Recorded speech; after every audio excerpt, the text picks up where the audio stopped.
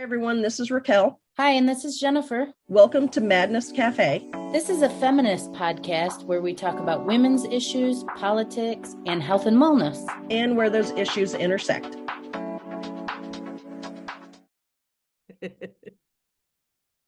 Hey, everybody. Welcome back to Madness Cafe. And today, Jennifer and I are going to revisit a topic that we touched on a little bit in episode 176, book chat for Stacey Abrams' Our Time Is Now. And that episode aired on November 7th. Yes, here's the book. And, you know, we commented even in that episode that there were so many things in this book that we could talk about that we wanted to revisit it. And one of the things we really wanted to talk about that we didn't get to touch on much is populism. When we decided, hey, we're gonna do another episode on this, we were thinking that we would have Madam President Harris and we would be talking about it, but we're not. It's President Trump. It's 45/47. Yes. It is still, I think, really important for us to have the conversation Maybe about even more populism. So. Maybe even more so. Yeah. Exactly. And maybe this conversation and maybe the understanding of populism and specifically authoritarian populism will help us maybe understand what happened in this election, what happened in 2024 with him winning again. And maybe it can provide some hints or a roadmap or ideas for how to move forward and maybe pull our democracy back from the brink. Well, it's interesting that you started out that way, because what I was thinking, I was like, well, okay, the populism was clearly evident in 2016. Like that was the whole campaign. And I was asking myself, was it as clear in 2024? And my first instinct was no, because he's like more of the establishment now. He's more of he's more on the political team. He's not so much of an outsider as he once was. And he has really aligned himself with Elon Musk, who is an elite. Let's face it. He's an elite person with all of his cash, money, cars, filthy wealth. So filthy. So I was asking myself, and I'll answer it in a minute, but I want to ask you what your thought is. It still in 2024, was Trump's campaign still a populist campaign? I'm going to say yes, but I'm going to qualify that by saying that it's authoritarian populism. The fact that there's the siding with the uber wealthy while standing up for the common man, while there's that aspect of it, it's all part and parcel of authoritarian populism. Sorry, I lost my ability to speak. But I think it also goes back to what we read in Wronged and Dangerous about brought that exactly. Too. Oh, dang it. I could have brought mine down. But anyway, it's on my book. Our minds think alike. It's so much about that aggrieved population, and I don't have something because you took it, and I can't get something because you're in the way. And it's all of that. And I don't know if it's more prevalent now or it was more prevalent in 2016. Maybe I just know more. And so I recognize it better than I did in 2016, because in 2016, I don't think I recognized it for what it was. Sort of sideswiped by it in 2016. Yeah. So when I asked myself that same question, I had to come to a couple different conclusions. Number one, maybe Trump isn't as stupid as I always thought he was. I've never really given him much credit for being smart, and he does seem to be a master manipulator, which does seem to indicate a certain amount of intelligence. And what I mean by master manipulator is I think that Trump was able to speak to multiple different languages with multiple different styles. So when he Okay. did his campaigning and he was drumming up the populism, he was speaking in a language that was anti-elitism, anti-establishment, anti-politics, even to some degree, definitely anti-democratic politism. Democrat side, not Right. what I'm trying Well, to and say. anti-democracy as well, because he had that whole message of vote for me and you'll never have to vote again. Oh God, who knows if he even, yeah. So there was that, but then he was also able at the same time to recruit people like the Kennedy dude who's going to work Oh, God, with RFK Jr. RFK Jr., who's going to work, hopefully he'll do something about the food situation in the United States. He was also able to work with Elon Musk. He's also able to bring, I don't know, sort of, in my opinion, the weird extremists of the Republican Party together. And then he was also able to bring on the religious right, which he was able to do last time as well. But it seems like he's able to create a message, whether at a rally or under the table, that brings in multiple dimensions. And I don't think that the Democratic Party has been able to do that in the same way. Okay, I agree with you to some extent.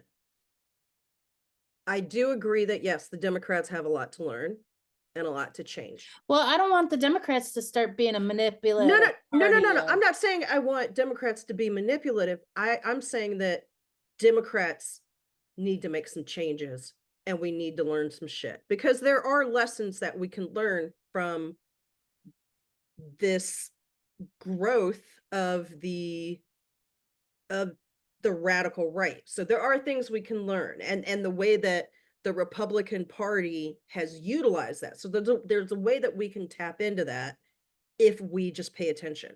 But I disagree with you though in saying that Trump was able to blah blah blah. I think what it is that people look at Trump as being some sort of kingmaker, and he has all this power. And so all these people, doesn't matter what Trump says, all it is that not all it is, but a lot of what it is that these people that have been drawn to him are power hungry motherfuckers, and they want their own way and they don't want any more regulations, and they just want to wreak havoc and run amok and just I've got money and power, blah, and just have no guardrails. And they know that Trump doesn't like guardrails. So they're like, oh, we'll go over here. I think that's what it is. I don't think it's necessarily that, and maybe I'm wrong, but I don't think it's that Trump necessarily has this great ability to draw these people in. I think he just says the stupid shit that comes out of his mouth. And then people also see that, oh, well, people are kowtowing to this dude and basically, falling all over themselves to be in his orbit. Maybe I should be trying to be in that orbit too. Well, the kowtowing, some people are legitimately afraid of Trump, Mhm, are legitimately for like sure.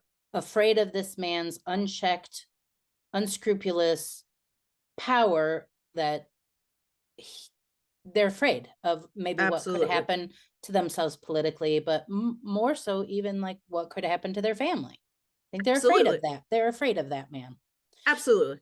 It's so interesting how the working man is so pro-Trump in this country, when at one point they were so pro-Democratic Party because of the Democratic Party alignment with unions, pro-worker, pro the 8 to 10 hour workday, the 5 day work week, Yeah. the overtime pay, all of those things that were done to make the life of the worker through the Safer. Democrat, yeah, safer and better and more work-life balance, etc. But now Trump seems to have that same audience that once was an audience that maybe feels let down by Democratic policy. I don't know. Yeah, yeah. I think there's definitely a lot there. We've talked about it before that the Democratic Party has been slowly but surely getting more and more and more out of touch, right? Because we've been listening to the wrong people. We aren't, or the leadership of the Democratic Party doesn't listen to the people who have the boots on the ground. Mm. And that's what they need to do. For instance, AOC was running to be the head of a committee, and she was running against some other guy whose name I can't remember off the top of my head. This dude's 70 years old, and he You won. know, yeah, of And course he he won. did. And it's ridiculous. I mean, I'm not being ageist, because if I'm lucky, one day I'll be 70 years old too. But it has to be more about who is the best candidate, who can help us reframe our message and get it out to the people, who actually has the ear of the people on the ground, who understands it, who can package it and translate it and put it out there and make it workable, as opposed to who's just next in line. And maybe it's more than reframe the message, because maybe the message is exactly what we've been doing as a party. Maybe we have become a little bit elitist. Maybe we have forgotten about people. I mean, Stacey Abrams in this book talks about the fact that most politicians ignore huge areas of population, huge Mhm, areas of people. They just don't make the time. They don't think mhm. it's worth their effort. I Yep. think that's a They're big they're going after the unicorn voter, the swing voter, as opposed to the unlikely voter. right. And that's a really interesting concept. Mhm. Maybe it is more about really dissecting who we are as a party, and have we compromised on who we say we are? I think maybe we I have. Yeah, I think we have as well. You know what? Maybe where we are right now as a party is maybe the logical progression of what was, maybe this was just going to happen, right? Probably. Because you make it easier to get an education, you make working in certain conditions safer and easier, you make education that's something that more people can aspire to and actually attain. So you see this upward mobility. And then, but what we've done in having that upward mobility is we've forgotten about this other stuff over here, these jobs of working in a factory, not going to college, having a different path towards prosperity and whatever. We sort of poo-pooed all that because we're like, oh, it's all about education, which don't get me wrong. Academics. Yeah, so don't get me wrong. I mean, I got a lot of education. I come from educated parents. Education has been drilled into me, but there's other ways to be educated, and the Democrats have forgotten that, I and agree. even poo-pooed it. And so what I think we have to do is, in a sense, we have to kind of work for a negative. Like, we have to prove the negative. Like, we need to look for the people who didn't vote. We need to find those people and talk to them and figure out why they didn't vote, because there's a crap ton of people that didn't vote in this election. Well, I think part of it is part of populism, is the thought that some of this rhetoric that started well before 2016, Right. but Trump played up very well and has played up again, kind of tells people their vote doesn't count, doesn't matter, doesn't count. Mm-hmm. Feel Mm-hmm. that that's part of the playbook. Yeah. Let's Yeah. talk about populism. Yes. Yes. So That was the popular song from from Wicked. Wicked, Populism. Okay, I can't sing. I love it when you sing, Jennifer. Okay. Populism. So, so going back to the book. So on page 224, Stacey Abrams actually dives into some explanations about populism. She starts and says authoritarian populism should not be confused with the type of progressivism that uses the language of economic dignity and labor to galvanize political change. Populism, like most theories, can have different strains, and that's what we're looking at. In modern politics, progressive populists have argued a more inclusive message than the fear mongering of the know nothings. Think Huey Long, Jesse Jackson, Sherrod Brown, or Bernie Sanders. The dangerous kind of populism seeks to dismantle and destroy rather than advance and uplift. And then she goes on to say that the rise of populism is a direct threat to our political, social, and cultural fates.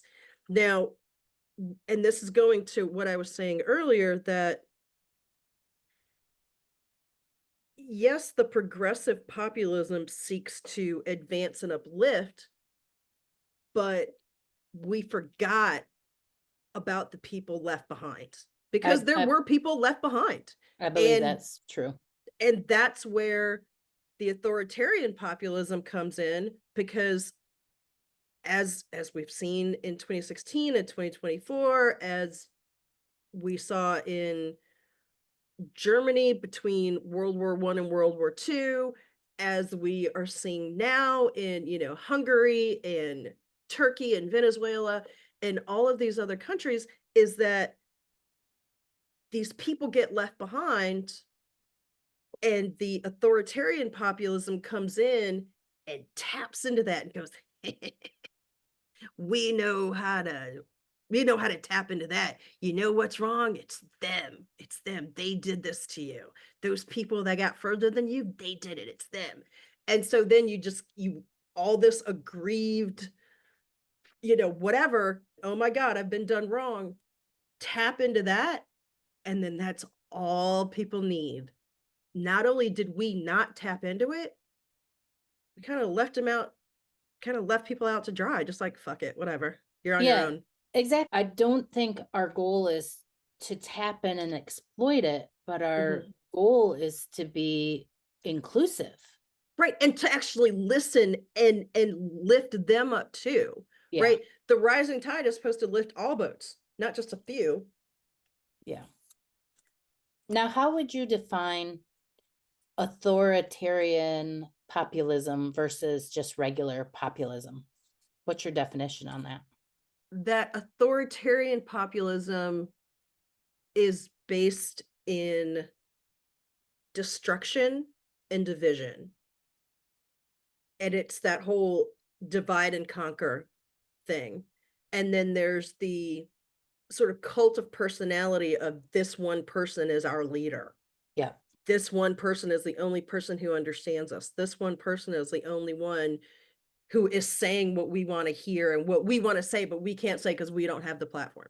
It's almost a saviorism. Mm-hmm. He is our savior type thing. And then the division you see we saw this in 2016, we saw it again in 2024, was really based around immigration. Mm-hmm.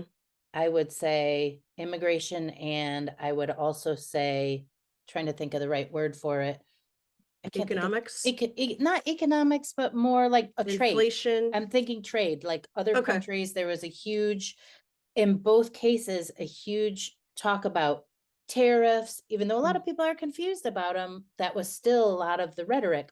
Why are our prices so high here in the United States? What should we do in regards to these other countries? Other countries are profiting, we're not. Yeah. And there was a lot of tariff talk, a lot of trade talk, even though we all know that the tariff talk sort of got mixed up and backwards, Mm-hmm.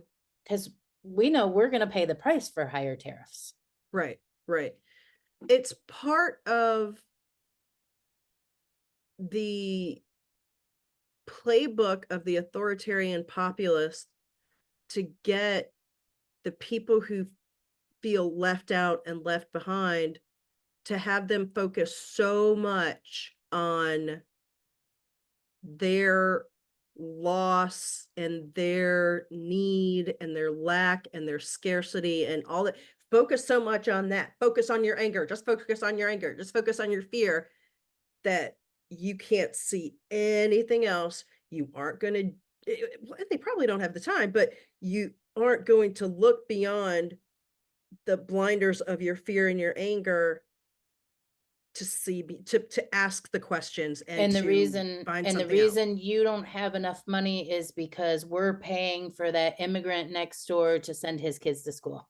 Right. And the reason you don't have enough money is we're paying for healthcare for that other person. And the reason you don't have, and it's so focused on immigration. And if all of our immigrants left, our prices would still go up. Yeah. Yeah. It's all bullshit. Well, yeah, it is absolutely all bullshit. And it's all, there's no nuance to any of it. Discussion. Yep. There's It's no just nuance to the discussion at all. agreed. But now there's some kind of stickiness that's happening, because people are starting to realize, like, we need migrant workers. What the fuck? What did we just vote for? That then coupled with, now there's all the talk with, well, what do you mean you're not gonna limit the H-1B visas? That's immigration too. And all this stuff. So it's a lot of, oh, we didn't realize that. We didn't mean that immigrant. We meant Exactly. that immigrant. Yeah, exactly. So it's a lot of like, oh, shit. And think about it. Trump has never given a nuanced answer to anything in his life. No. And he certainly wasn't giving any on the campaign trail. So those conversations were not had. Nobody even brought up H-1B visas during the campaign. It was all because the they're southern border and undocumented and blah blah. Because that's not really what they're focused on. Exactly. Another part of the playbook, populists break the norms of political behavior and etiquette by using very blunt language. I think that's in a way what we're talking about too. They don't talk about the nuances, the specifics, the what am I going to do in this case in point. It's just immigration, immigrants bad. Yeah. Immigrants eat cats, pets. So stupid. Shit. So fucking stupid. It's a really horrible situation. And actually, so Stacy then also talks about how, and she talks about this throughout the book, but also on page 226, she talks about how the divisive rhetoric casts immigrants as the enemy, and then that undermines our national security by weakening our economic security. It's kind of going back to, we don't see the nuanced aspect of this. We don't see beyond the hashtag or just the soundbite. Part of it is, who has time? But the other part of it is that we are not educated in a way that we see how everything ties together, and see the media, which a lot of us rely on for our news and to let us know what's going on in the world and how all this shit ties together. The news media, even long form media, rarely goes into how all this shit is tied together and what the nuances are. Right, because it's not a 30-second bit that is easily digestible. Right. It takes actual time and effort. Plus, isn't taking over the media and other institutions kind of part of the playbook? Yeah, absolutely. We do have Fox News is sort of, it's not just Fox, and it's not. And we have it on the Democratic side as well. So I'm just saying yeah. that we get our news from very specific sources, Mhm. and those sources maybe tell us what they want us to hear. Well, yeah, absolutely. Even ones that are presumably a little more balanced and fair, such as National Public Radio, NPR. I would call that a Democratic channel. Well, sure, yeah. I would. Yeah, no, you're right, but I think it's at least a little more towards center than, and don't get me wrong, I love MSNBC, but it's a little more left than, say, NPR. But even with NPR, it's everything is still boiled down to, with very few exceptions, it's boiled down to like a 30-second soundbite or even like a 2-minute, excuse me, a 2-minute story. It's, you can't get into all the detail in a 2-minute story. No, and is the American public really open to the detail? I mean, I would say yes in a lot of ways, but sometimes I am and sometimes I'm not. Sometimes I can't be bothered with that. I'm busy doing something else. Right. That's part of the problem. Part of life. We're busy. Yeah. We're Yeah. busy in a capitalistic society, Yeah. really making money to live where we live, and Mhm. we spend the majority of our time doing that. Yeah. And that's kind of crying shame. It is a crying shame because I was thinking about some of the major decisions that the Supreme Court makes Mhm. do hit our airways, and we do hear a tiny bit. Of course, when Roe versus Wade went down, we heard all about it. But there's lots of decisions made on daily basis that we never hear anything about, but you Mhm. could watch it. Most of that stuff is open to the public. You could Mhm. stream it, you could watch it, but Mhm. who has time for that? Right. Or, and I do this. I do actually listen to, there's a couple of podcasts that I listen to where they focus specifically on the Supreme Court, and and because they're weekly, they are talking about the cases that we don't That generally we hear don't hear about. about. Right. But But again, you're taking an hour out of your week to listen to that, to specifically find that out. And you right. would need to do that about the Supreme Court, about the other parts of our government as well. Mhm. Yeah, yeah. And then local politics. And don't Yeah, oh forget what's god. going on with the school board. Oh shit. And you want to make sure to follow up with Mom's Demand this week and make sure that I'm just saying it's I fucking know. overwhelmed. I'm just It's a saying lot. It's and making no excuses here, because I think that I've learned a lot more in this past couple of years than I've ever learned, but there yeah. is a limited amount of time, number one, that we could give to it, but also that we perhaps should give to it. Don't we have Yeah, that's why we elect certain people to represent our needs and wants in government, but when we don't have people in place who are working in our best interest. populism, the stuff of Yeah, populism? yeah, and when you've got so many segments of society that are othered and their votes are suppressed, and politicians don't even give a shit about talking to them or even finding them or anything, then No, that's a huge problem, and that just plays into what authoritarian populists bank on, is that people are just going to stop paying attention. and they do. Yeah. I sometimes just completely shut down and I'm like, that's enough. That's Yeah, enough. same. Okay, and what about populism and then this other thing that Trump brings to the table, which is the religious movement, the Christian right, Oh, the religious right. the religious right and populism together. What are your thoughts on that? Because I think that's what drove the numbers, the sheer numbers. Oh, Or is this religious right just a small little group of people that I'm giving way too much credit to? wow, that's a big question. I know you're not a political expert. Even though I ask you questions like you are, political expert No, Raquel, it's totally cool. It's totally cool. let's talk Christian right and populism, because it is really kind of fascinating the way that Yeah.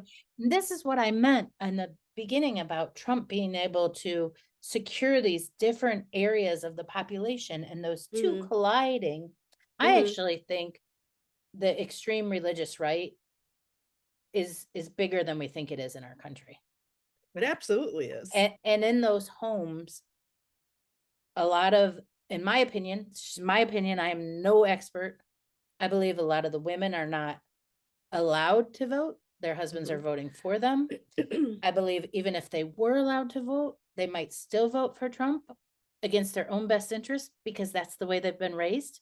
Well, and because Trump being in office benefits their men, which then by association benefits them. Exactly. It's huge. Even if you were in that position and you wanted to break free, what does it take to break free? So I think these two populations, this population of people who are left behind, see a lot of young men in that population, a Mm-hmm. lot of young men that are upset because of feminism and women's rights and the fact that they don't How have dare women have rights? that they don't have girlfriends, that they feel that they should do better in society. And I get it. They're grieved. We talked about this in Wronged and Dangerous. Yeah. I get it. And yet Trump spoke to those people. Maybe it's a combination of things. First, he's not just telling them what they want to hear, but then he also kind of delivers on some of it, like getting rid of Roe v. Wade. Yeah, he did. Yeah. Then putting into place regulations or lack of regulations and rules and things like that that will benefit the religious right, that will benefit people who feel that they've been aggrieved and wronged.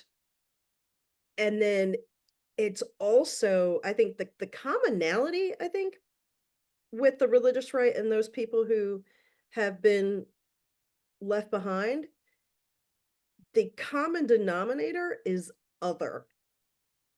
Yep. It's all somebody else is the boogeyman. Yep. Yep. You're right. And in a lot of ways, there's like a Venn diagram of what the boogeyman might be. And it's that part where the two circles come together. That's what Trump tapped into, I think. He's is that boogeyman that Yep. overlaps and was able to hold that boogeyman up and then also hold himself up as the person that will protect them from that boogeyman. That's what happened. And then he follows it up by getting rid of Roe v. Wade, putting people on the Supreme Court that basically are going to do his bidding. Forever. Yeah, exactly. Putting judges on the bench that will do his bidding, putting people in DOJ who will do his bidding. And there's a lot of money in the religious right. There's a lot of money in those circles, a lot of political Exactly. power.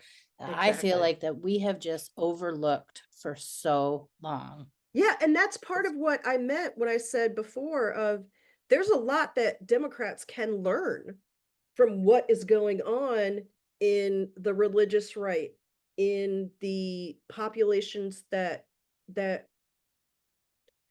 feel and are quite right in feeling that they haven't been listened to, that they've been ignored. I mean, we have a lot of work to do. Democrats have a lot of work to do as a party, and we've talked about this before. Some of the people that need to be listened to so that we can make some changes and figure shit out are younger people, different people, newer people.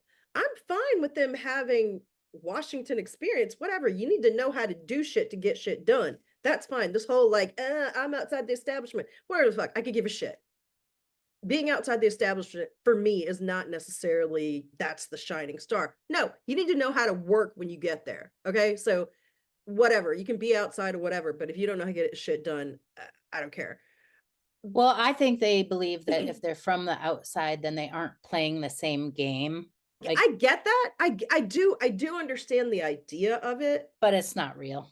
but it's not real. And No. honestly, once you vote for them, guess what? Ha ha! Now, when they win, now they're part of the establishment. So you just shot yourself in the ass. Like that just doesn't make sense to me. My thing is get me somebody who can get shit done. Get me somebody who can operate in the current reality and get the result that I want.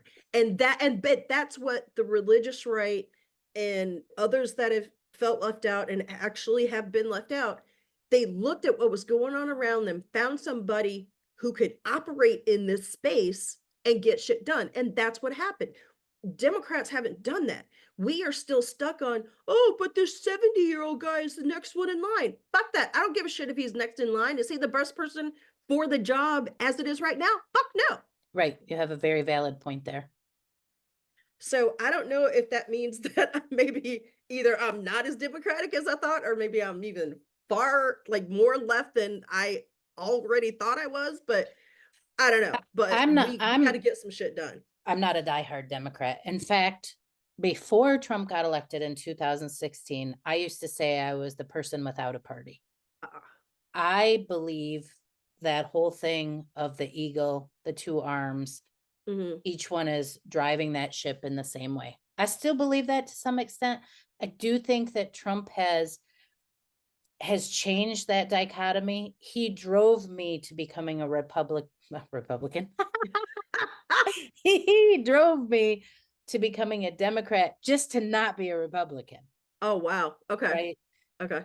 I'm not a diehard. My family's always been a diehard. They've all been Mhm. diehards. I'm the black sheep of the family. I don't think the current political system works. I mean, Yeah. Oh, yeah. it actually works great. It does exactly what it was designed to do. Right. The design of it is fucked up. I don't think it works for people.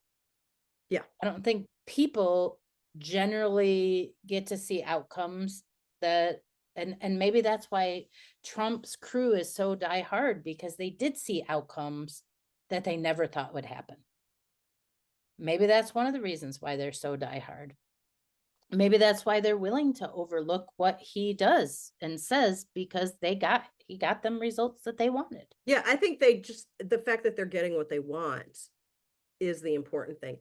And they still think that because they got this part, that Trump is not going to turn around and then turn on them and make something else incredibly difficult for them.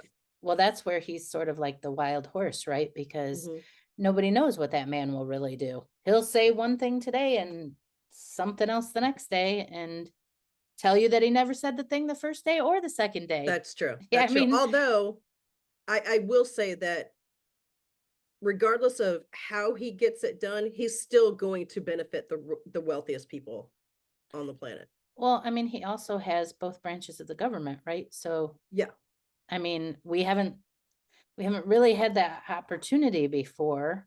Mm-hmm. You know, the Democrats, when Obama was in, Obama wanted to do a lot of things, but he Yeah. didn't have the ability and power to do those things. And a lot of people were just fucking racist and made it hard for him to get any goddamn thing done because they wanted to. Yeah. I mean, That's it. that did happen. There's Yeah. no, It sure did. I struggle because I have always wanted to go third party.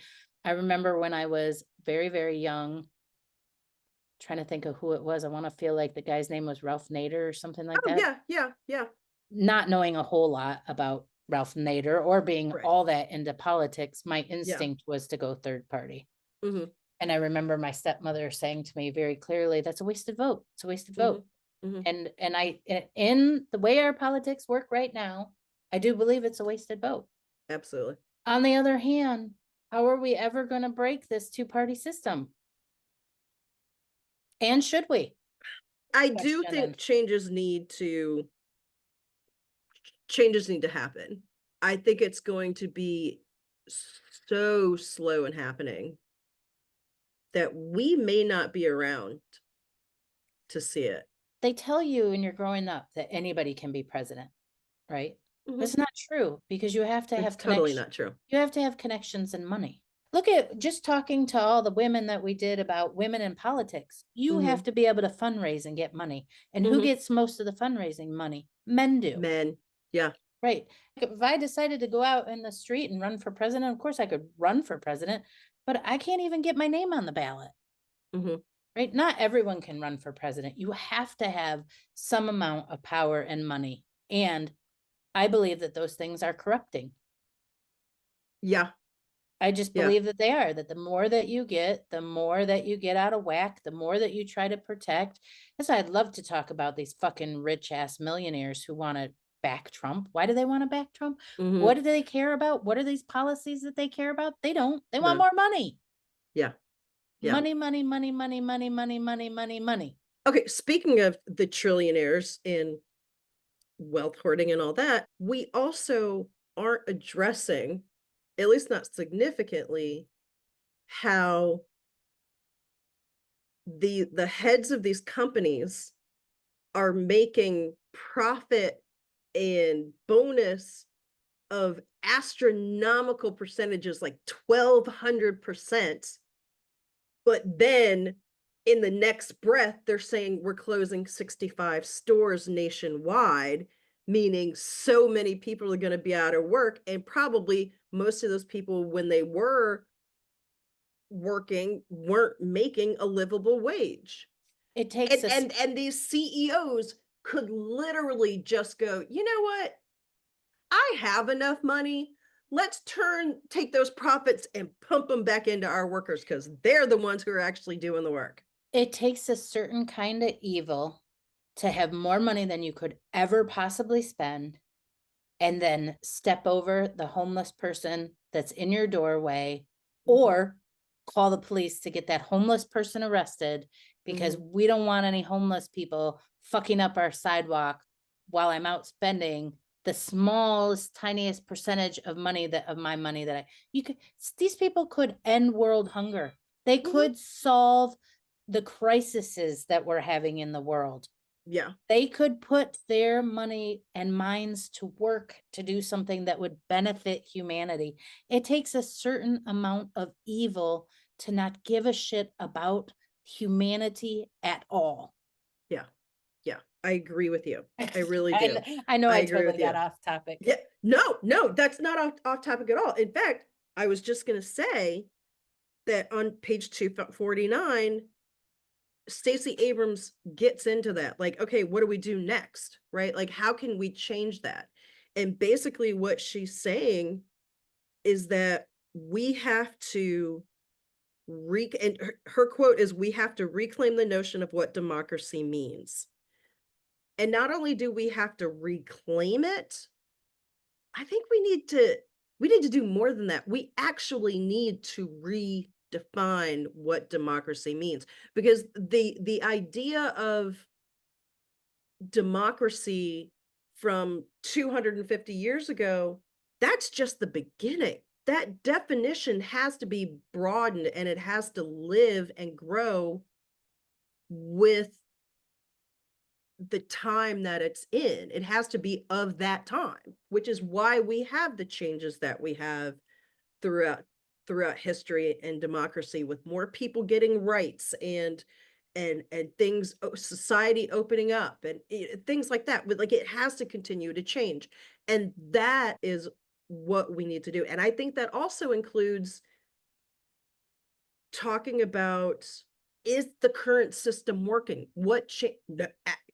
Answer: no, it's not. But what do we do to change it? Let's get ideas from more than one person or more than three people. Let's listen to different parts of society and have them say what they want out of democracy. Where do they see democracy going? Where do they see democracy failing? And then come up with something that works, maybe not completely 100%, but that works better for the people who are currently not just not benefiting from democracy, but in probably in a lot of ways being harmed by it.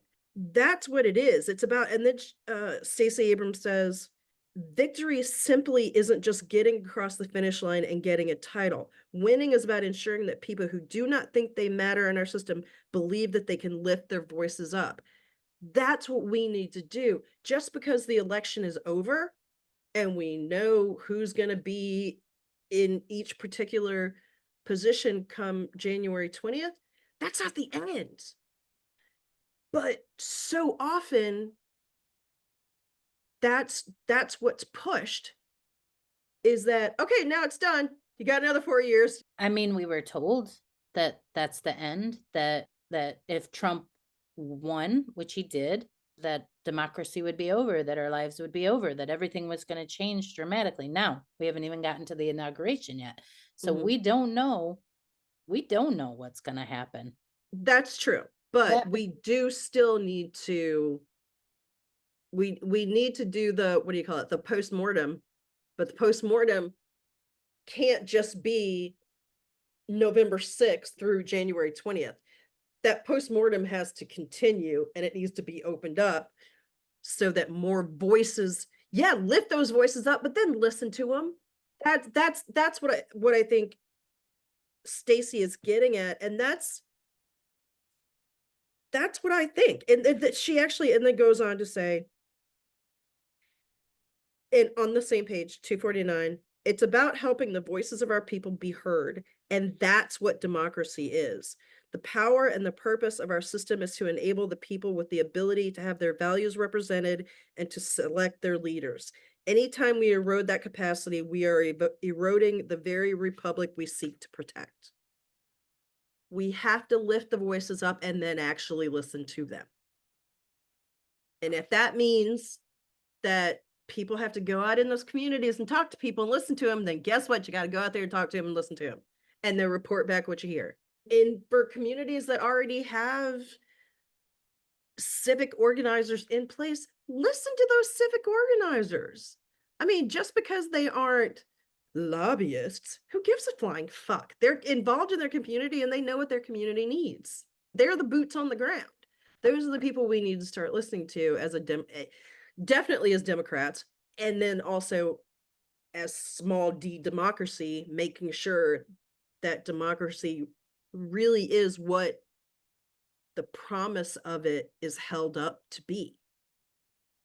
Okay, that was you my soapbox. I liked it. It was a good soapbox. You just have a lot more faith in the system than I do.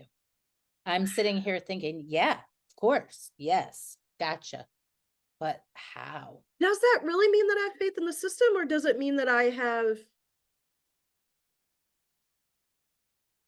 You, or my that I have friend. faith in, oh God, I don't know if I necessarily have faith in people. I Yeah, think you do. maybe I do. I don't You know, do. but You do. You are a very hopeful, caring, loving You're a humanitarian, and you thank you. believe in humanity. I But we think have to listen to humanity, though. We that have to actually, humanity can't just be two or three people. There's so many more people that make up humanity. right, but how do you get there? Oh, did you hear that Marianne Williamson has put her name in the hat to be the chair of the Democratic? National Convention Committee. Yes. Really? Yep. She's I put her did hat not in. know that. You know who else put their name in? And I'm totally behind this person, David Who? Hogg. I don't know who he is. He is the well, he's not a kid anymore, but he was, when this happened, the school shooting at Marjorie Stoneman I do know Douglas. who he Yeah, is. Yep. yeah. He has gone on, I mean, from that, he was pretty vocal Yep. even after that, like immediately after it. And he has gone on to be a gun safety advocate in his own right and has done a lot of work with that. And he's started an organization, which I can't remember the name of it, but he started it a few years ago. I follow him on Instagram. He actually put out a video saying, "Hey, I'm thinking about doing this. What do you guys think?" And I was like, "Absolutely, get on it, do it, put your name in there right now." I feel like we need a lot of new blood in there. Yes, we do. Yeah, Yep. David Hogg, AOC, Maxwell Frost, Hakeem Jeffries, all these people who are still connected to where they come from. They're still connected to their communities, and they have, but they know how to play the game, but they're also listening to other people, and they've got fresh ideas. They've got fresh energy. They've got fresh eyes, for crying out loud. We can't sit around and say, the children are our future, and then not give them a chance to do shit. There's my soapbox, damn it. We can't go around saying out of one side of our mouth that they're the future, and then the other side of our mouth, children should be seen and not heard. No. Well, I had some much more depressing stuff I wanted to talk about. Okay. President Joe Biden called Trump supporters garbage. I get it. I understand his point. And Trump said, but it's not helpful. and Trump said, you can't be president if you hate the American people. That's how he responded to that. That's and fucking Trump hates the American people. That's fucking populism. That's populism. Biden, Harris. Okay, I'm not going to put Harris in there because I haven't heard of her saying anything like that. But Biden called people garbage. Clinton called people deplorables. She did. Fucking no matter what side you stand on, people are human beings. You are a fucking elitist if you call people garbage, regardless of who they vote for. So that's very true. That's very true. People are not garbage. They're not. Yeah. They're not garbage. And okay, that's one of the some might be. Trump is garbage. Some people have done things that we don't like and don't respect. They're not garbage. You're right. They're still a human being. Yeah, they do some things that are fucked up. You're right. I'm being petulant, but no, you have a lot of faith in humanity. You have faith that I don't have. But okay, so there was that, and then the other thing. The one thing I hate to do this because you were leaving the podcast on such a positive note, but I want to know, now that Trump is in power with this populism, what is he actually going to do? No, I'm so afraid. I really am so afraid. What is your biggest fear? My biggest fear is the chilling effect that he's going to have, especially on information and people disseminating information, or I should say truthful information, accurate information. You don't mean alternate facts? Oh, you mean lies? No. You don't want this is the channel of alternate facts. This is what you get. Yeah. Shit. Hell no. We've already seen it with ABC just going, all right, Trump, fuck, here's $15 million. Fine. We were bad. Here's $15 million. And Bezos making the post not endorse anybody. People are preemptively shooting themselves in the foot. In a way, I get it because they're afraid. They're afraid of him. So I get that. But that person's fear is fucking shit up for other people, because all these other people are going to be chilled by all of this. And they're just going to be like, well, if Jeff Bezos with all the money in the world isn't going to stand up to Trump, then what chance do I have? And I think that is a crying shame. It's so upsetting to me. It's like my ability to talk and to voice what I'm feeling and to fight for something, those things are being preemptively dimmed because some billionaire motherfucker didn't have the balls to stand up to Trump and say, you know what, I'm going to let this newspaper do what they do, which is have an editorial section, an opinion section, a news section, all the things. Let them do what they are there to do, because guess what? Information is important. My biggest fear is a lot of what we've been reading in these books, like what happened in Iran and what happened in Nazi Germany when we read Escape from Dachau.